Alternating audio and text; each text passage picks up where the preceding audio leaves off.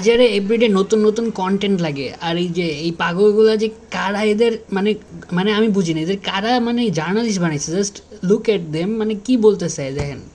মোহাম্মদ ইউনূস করেছে, ভেবেছে আমরা কেউ ধরছিলাম, আমরা কেউ শুনছিলাম মোহাম্মদ ইউনূসকে। ময়ূক প্রতি মুহূর্তে মোহাম্মদ ইউনূস কি বলছে, কি করছে, মোহাম্মদ ইউনূসের টেবিলের ফাইল সবকিছু তো নজর রেখেছে।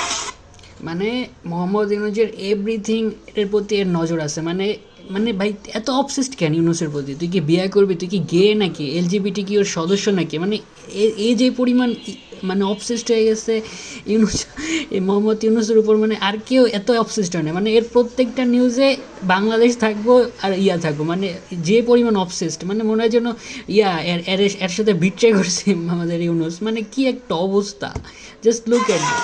পশ্চিমবঙ্গ নিয়ে ব্যস্ত ছিলাম বলে মোহাম্মদ ইউনূস ভেবেছে বাংলাদেশকে ভুলে গেছি। ওটা আমারই কাজ মোহাম্মদ।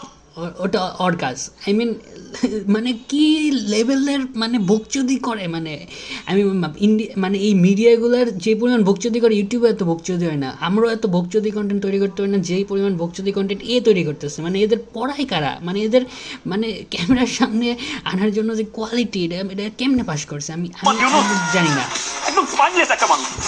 তোমার স্পাইনলেস, তুমি মনে দেখতে গেছো ওর ভিতর? তুমি কি ডাক্তার যে ওর স্পাইন আছে কি আছে না? স্পাইনলেস মানুষ উনি দেখে ফেলেছে সব। ওনার তো পিএইচডি ডিগ্রি দেওয়া হয়েছে ডক্টরের উপর, মানে সব ডিগ্রি ওনার দেওয়া হয়েছে, তো উনি সব জানেন। This is the thing.